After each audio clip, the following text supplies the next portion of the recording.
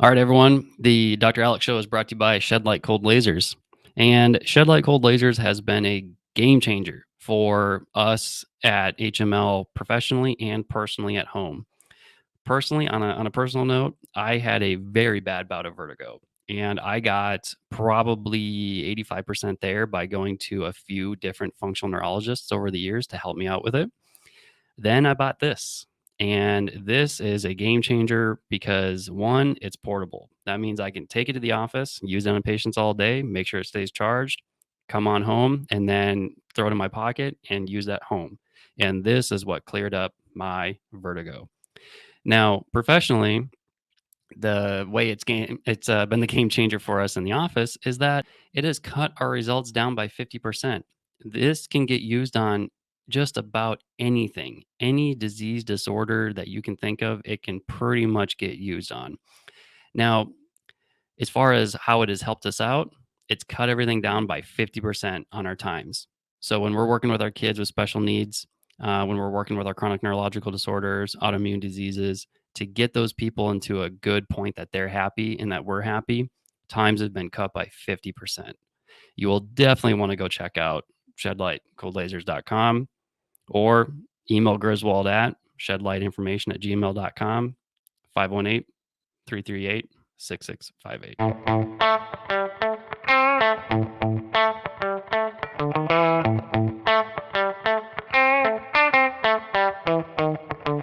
All right, everyone. Welcome to the Dr. Alex Show. And today we're going to talk about autism. Now, autism, super complex, also known as autism spectrum disorder and the spectrum. And the diagnoses have changed over the years. The criteria have changed over the years. And we're not really going to go too much into all of that because all of that is information that everyone can find online, the different levels of autism and things of that nature. But a couple things that I just want to talk about is neurology and autism and why did we ever start getting into this? Now, when I was going through school, I would sit there in class and we'd learn why autism was going from 1 in 10,000, or depending on what you read, 1 in 30,000 kids in the 1980s to as much as 1 in 54 kids now diagnosed with autism. Or I should say 1 in 54 people, diagnosed with autism.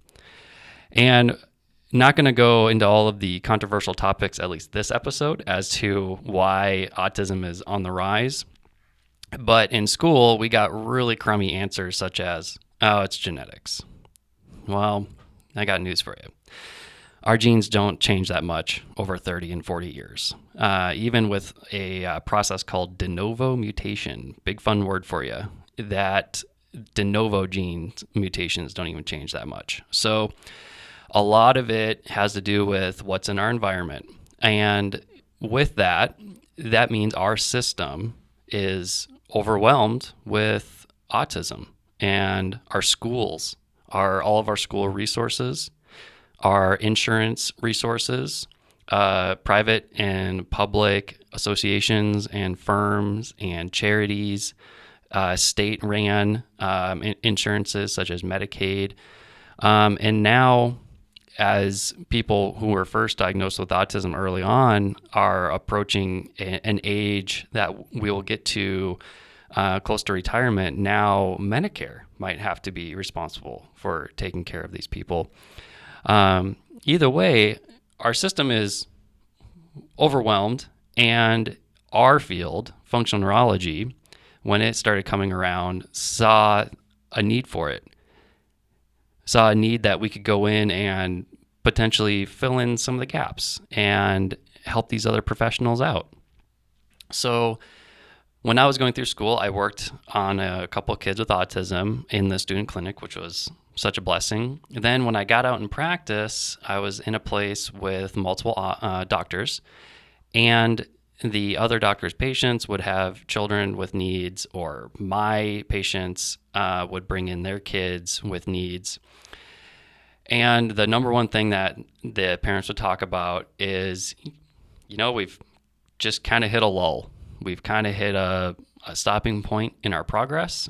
They've seen a occupational therapist, physical therapist, speech language pathologist, behavioral therapist, play therapist, recreational therapist, the best neurodevelopmental pediatrician in the area, the best neurologist in the area. They've gone to all of the summer camps and they've made strides, and the parents want more, because if they've seen that their child has maybe gone from being nonverbal to verbal, then sometimes the sky is the limit.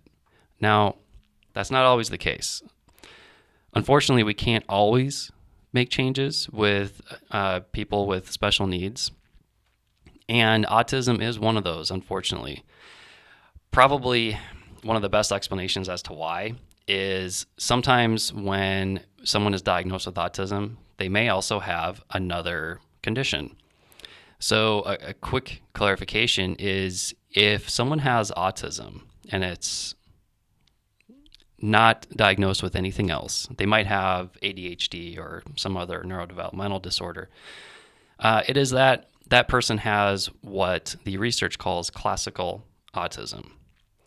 Now, if someone unfortunately has autism, but they might also have something like Fragile X or Turner syndrome or another rare condition called Noon syndrome, which are all genetic issues, it means those genetic issues, unfortunately, have squatted development enough that it has given rise to symptoms of autism.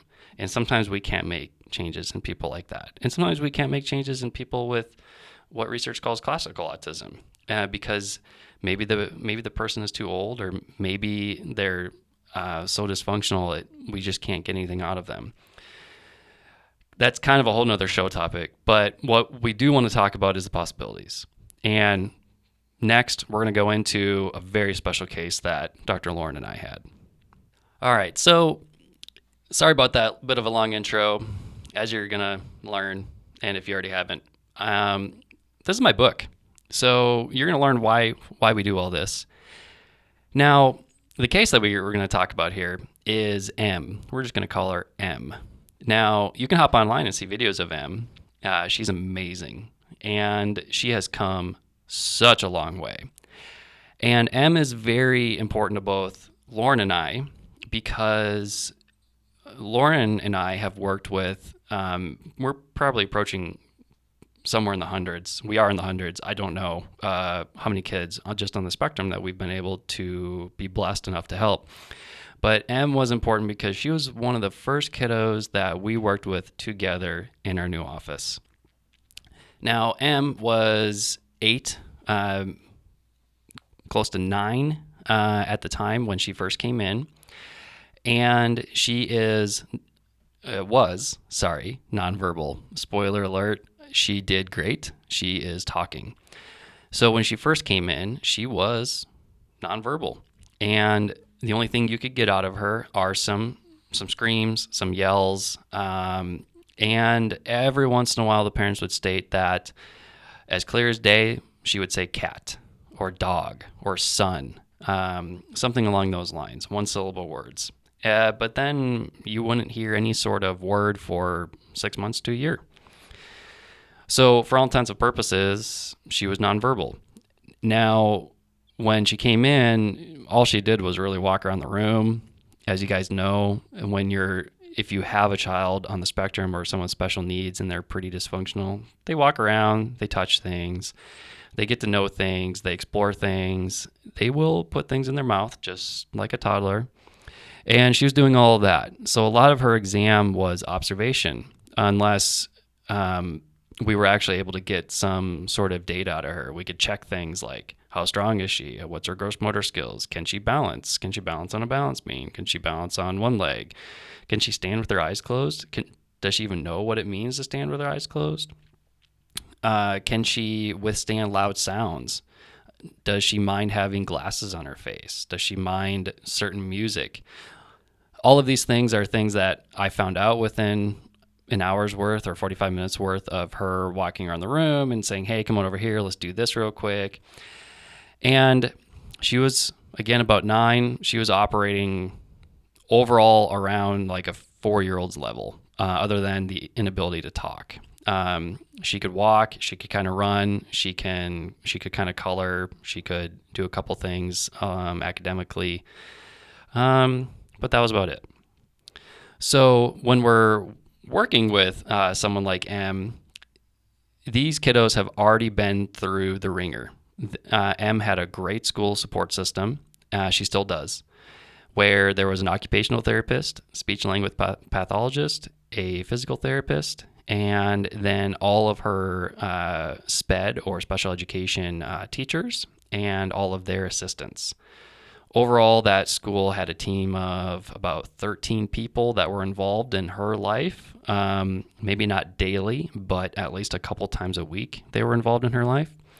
And she had come a long way, believe it or not, like they usually do, but the parents were ready to see if they can make more changes. So they found us, and humbled to say that they found us through a referral from a friend. And they came in, brought her in, and we put her through all of that exam. And over the course of about 9 months, she had gone from not talking to talking. She said mom and dad for the first time. And that is just huge. Amongst that, she was able to sit longer without having disruptions. Mom and dad didn't have to entirely keep an eye on her. Otherwise, if you kind of let her go in a room, she'll level the first story of a building, as we all can understand that. So the parents are able to leave her alone a little longer. She was able to sit quieter longer in school. And the team of therapists, teachers, and assistants at school were able to get more out of her. And they still continue to get more out of her.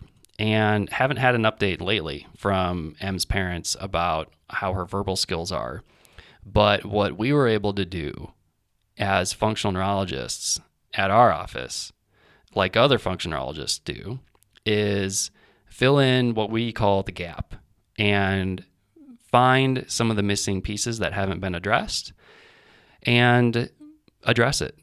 And it doesn't matter why they weren't addressed. It's just sometimes it's out of people's training, or there's so much you have to work on with these kids. There's so much going on that you have to pick your battles. You can't do 10 hours of therapy a day for a kid. You're not going to get anything out of them. So we were able to pick up the missing pieces and get a lot of gains and function out of M. Now with M, when we first started working with her, got that exam out of the way, majorly it was an observation, and we figured out where she was functioning. We figured out what we like to call her brain age.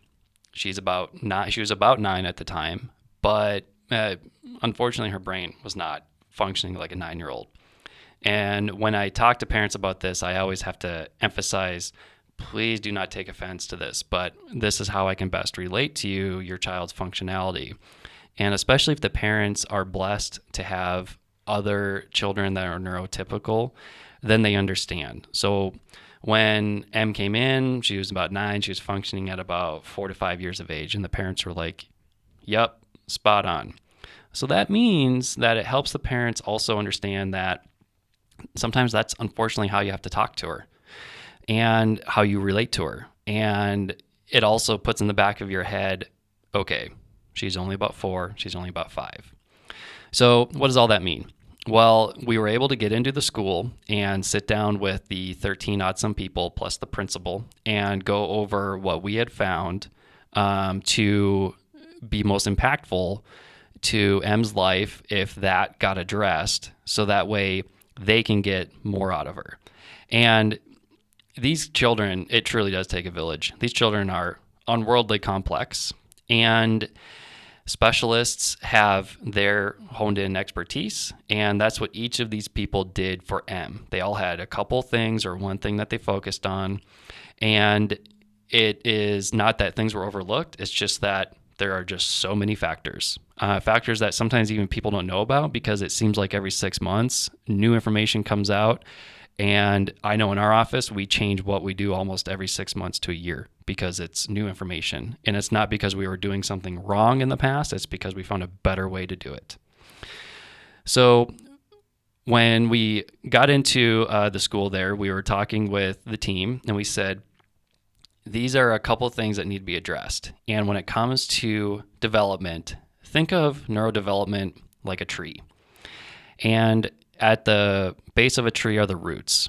Now, we can't see those roots, but we have to count on them being healthy to lay down the foundation to sprout a healthy trunk of our tree.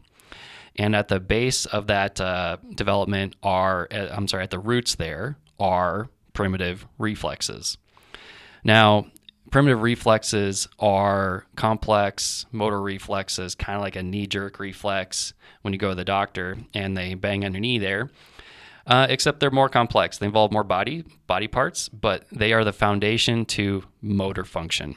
If these reflexes show up as they're supposed to and go away as they're supposed to, a child is going to have a better development.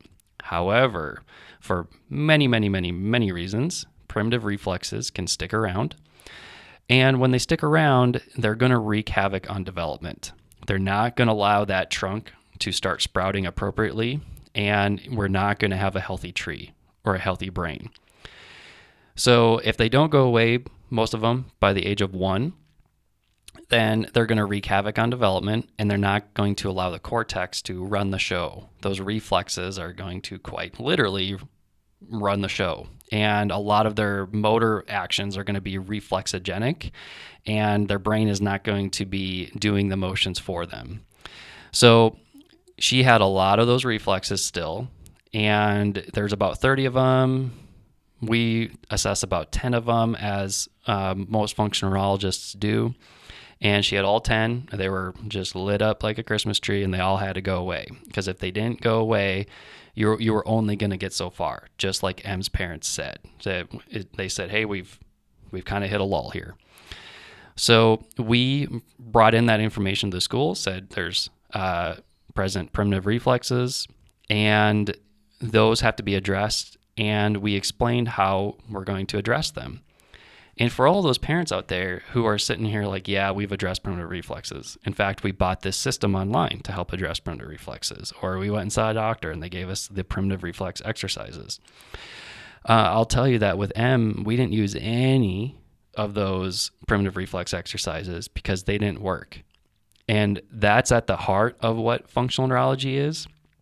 It is finding the exercise or the motor exercise or the sensory stimulation that is going to work.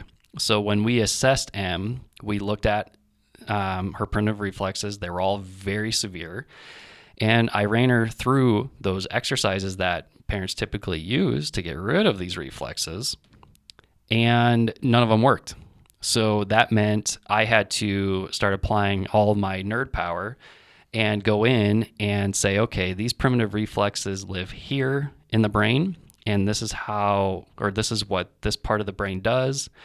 This is how I can stimulate it. And so I stimulated that area of the brain with particular sensory and other motor actions like gross and core motor skills, and it brought the severity down in real time. It went from very severe to very minimal, and that told me that action, that sensory stimulus is what made the change for M, and that is what is going to make the long-term change for M to get those reflexes to go away or gone down to a very minimum level.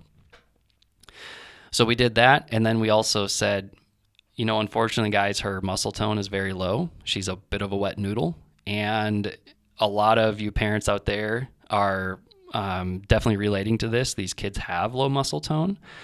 So that is huge, and that is the trunk of the tree. And if the roots aren't healthy, the trunk's not going to be healthy. And if that trunk's not healthy, then you're not going to sprout awesome branches, and the tree's not going to look good, and we're not going to have a healthy brain. And we're going to have developmental delays. So the two biggest things were we got to work on the prims, or the primitive reflexes, and then we also have to get that muscle tone up. We have to make her use her body. So she did core work. And a lot of it. She did it in school, she did it in office, and she hasn't been in a while because she has a newborn sibling, a little girl, I believe. So when she does come back to the office, you can bet that she's going to continue doing that core work. to get her muscle tone to go up. All right, so now why am I telling you all this? I'm telling you all this because this happens, blessed to say, every day in office. I don't like the fact that sometimes, or a lot of the times, our office and a lot of other functional neurologists' offices are the last-ditch effort. It means that the families have already gone through other therapies, they've gone through traditional routes, and they've made changes. They made great changes. Maybe they want even more changes, or maybe they made no changes. But a lot of times, families come to us as functional neurologists, and they're already at their wits' end, and we don't like that, and that's no fun for everyone. But it is nice to be able to, like we say, fill in the gaps and work with the team of people, and not only help the child, but then learn from that team, because the specialists that deal with these kids, that hone in on a couple aspects of their lives, are so smart, and we can pick up so much from them on how we work with these kids on the daily. And I just have to say that. And I'm super humbled when other practitioners and therapists of these families work with us, because it's not conventional thinking to say, hey, let's take your kid to the chiropractor and let the chiropractor work on him. Granted, we're doing a lot more than just chiropractic on these kids. So back to the point. The whole point is, a lot of times there's hope. There really is. Because if we can get a nonverbal child to be verbal and start making purposeful vocalizations, their wants, their needs, or to simply express their emotional, their love towards their siblings, and that is usually a pretty severe case, then chances are we can do something. Now, sometimes, again, we can't. But if you have been through the ringer, if you've gone down the private insurance route, you've seen your occupational therapist, your physical therapist. They work on fine motor skills. They work on gross motor skills. They might work on walking. They might work on toe walking. They might work on aspects of daily living, like how to hold a pen or a pencil, or how to hold a fork. Maybe you've gone through the behavioral therapy route, where they will take your child and teach your child most and any and all aspects of life. Everything from going to the restroom to, hey, let's go out to a public space. Let's go to the grocery store and let's learn how to behave in the grocery store. Let's learn what is acceptable, what's not acceptable. And if you've done all that and you're happy or you're not happy, then maybe look into what functional neurology and functional medicine and chiropractic care can do for your loved one. To find people that are equally as well as trained, if not the people that taught Dr. Lauren and I how to do this, the place I recommend the most is to go to iafnr.org. That is iafnr.org. And you can find a practitioner listing, especially under that website. It'll state what the practitioner specializes in, if it's kids or not, and you should be able to find someone in your area. Now, iAFNR is not a sponsor, and full disclosure, that is the organization that I am part of, that I get a lot of my postgraduate studies from. So if anything, I pay them for what that's worth. But I am partial to that, because when you're trying to find someone who works with kids, you want to be able to find someone that is a bit of an overall jack of all trades, or they have resources. Because sometimes when kids see all these various specialists, it gets to be overwhelming for the family. There's a lot going on. You have a specialist for just about everything. I mean, you have to go to a particular pediatric dentist at times. You might even have to go to a particular even urologist if they have bedwetting problems. So your career as a parent, unfortunately, at times can be taking your child to the various doctors. And if you have someone with a bit of a 30,000-foot bird's eye view of what's going on, like what we specialize in, we can help fill in the gaps, and it's not to take away those specialists, but it's to help reduce some of the need. If we can take the burden away from you as a parent and some of the other specialists in terms of, hey, if we can increase this functionality, if we can maybe get the child to not wet the bed, or if we can get the child to not be screaming their head off as they have someone dig in their mouth and to clean their teeth, then it's going to make everyone's world easier. So when you're looking for someone, I do recommend IAFNR for that reason, because they're going to have the most overall training. And whether they work with kids from a functional neurological basis or a functional medicine basis, or maybe just even from a chiropractic basis, what you want to do is find someone that will do all of that and or have the resources to fill in those other aspects, because those are the three aspects to these kids' lives that are usually missing. They've already been through the traditional routes, and they've already been through the school system routes, so we want to fill in the gap with some of these other services that we can provide. All right, everyone. So to wrap things up, big takeaways are: find yourself a functional neurologist or a functional medicine practitioner or a chiropractor that specializes in kids with needs. And if they don't have all of those three aspects covered for you, make sure you can find that person that has that other aspect, because that could be the missing link. That could be the gap to get filled so you can take your child to the next level, just like we took M to the next level. And we'll talk more details about how we did that and everything that went into her case, and I'm due to get an update, so I'd love to provide that for you guys. And I want to say thanks for listening. Thanks for watching. And next episode, we're going to talk to a dear friend of mine. Funny thing is I've never met the guy, but I know that I have learned from him in the past because of his teachings. And it's kind of gone full circle where I was not learning from what he has done in the past to now he's back in our lives, because he is the gentleman that is the director for Shed Light Cold Lasers. And we're going to talk about cold lasers. We're going to talk about what those lasers are, how awesome they are, what they do for people, how it's changed our practice, and how we get to use them every day and speed up our results, get better results, more profound results. And that gentleman's name is Dr. Damian Griswold. So I am very excited to share his story and get him on and just talk about lasers and how we get to apply it to not only children with autism, but all children with special needs and all patients for that matter. All right, everyone. The Dr. Alex Show is brought to you by Apex Energetics, apexenergetics.com. First of all, to learn more about Apex Energetics, head on over to that website. If you want to get Apex Energetics directly, please call them 1-800-736-4381, or you can shop our online store. You can get to our online store at myhcpstore.com. Username is Dr. Alex. Otherwise, if you'd like to find a doctor that uses Apex Energetics, you can give them a call or go to the website and they'll direct you to a doc in your area that should be doing very good work with Apex Energetics. Apex has just been instrumental in our lives professionally and personally. About 6 years ago, we went through one of the most hellacious traumas that you can think of.